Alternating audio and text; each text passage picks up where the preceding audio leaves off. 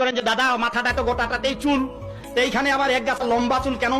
একদিন মুসলমান জিজ্ঞাসা করছে যে দাদা কি ব্যাপার এটা? বলে আপনাদের হিন্দু মুসলমান মানুষেরা যারা আল্লাহর বন্দেগী করে মক্কা মদিনায় যায় তারা দাড়ি রাখেন না? বলে হ্যাঁ দাদা। তো ওই দাড়ি রাখা কি আপনাদের সুন্নত? বলে হ্যাঁ। তেমনি করে আমাদের হিন্দুদের সুন্নতের ব্যবস্থা রয়েছে। তা আপনাদের সঙ্গে তো আমাদের কোনো জায়গায় মিল নাই, তা আপনাদের সঙ্গে আমাদের সব উল্টা উল্টি। তো সেদিন বলেছিলাম যে ভাই হিন্দু মুসলমান ভাই ভাই, কিন্তু কোন জায়গায় ঠাই ঠাই, কোন জায়গায় মিল নাই ঠাই ঠাই। হিন্দু মুসলমান কোন জায়গায় মিল না থাকলেও জুতায় ঠিক। কিরে মা, বেটা হিন্দু আর মুসলমান জুতায় ঠিক। তো অবাক বলে ভাই কি বলেন জুতায় ঠিক?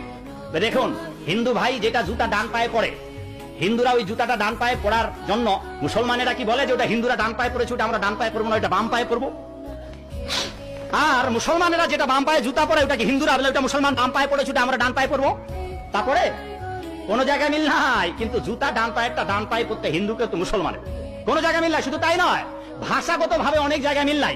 হিন্দুরা জলকে জল বলে, মুসলমানেরা জলকে জল বলে মা কি বলে পানি।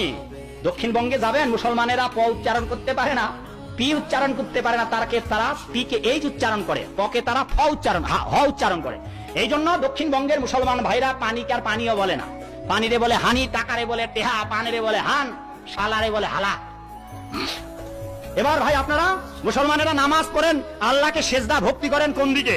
বলে দাদা পশ্চিম দিকে। হিন্দু মানুষেরা ভগবানকে প্রণাম দেয় কোন দিকে? কোন দিক? পূর্ব দিকে অথবা উত্তর দিকে? পূর্ব দিকে। তাহলে আপনারা পশ্চিম দিকে, আমরা পূর্ব দিকে। উল্টা উল্টি কোন জায়গায় মিল নাই। অতএব দাদা সুন্নতের জায়গায় কেন মিল হবে? আপনাদের মুসলমানদের সুন্নত কোন দিকে? দাড়ি। তার আপনাদের যেদিকে তার হিন্দুদের উল্টো দিকে হল লাগবে, অথবা হিন্দুদের যেদিকে তার মুসলমানদের উল্টো দিকে হল লাগবে। তাই ভাই আপনাদের মুসলমান হুজুরদের সুন্নত, হুজুরদের দাড়ি যেই দিকে তার টিকিটা উল্টো দিকে লাগবে, তা আপনাদের মুসলমানদের সুন্নত দাড়ি এই দিকে, হিন্দুদের টিকি সুন্নত ওই দিকে। মুসলমান ভাইদের দাড়ি এই দিকে, তার দাড়ি এই দিকে, সুন্নত এই দিকে, আর টিকিটা তার সোজা উল্টো দিকে।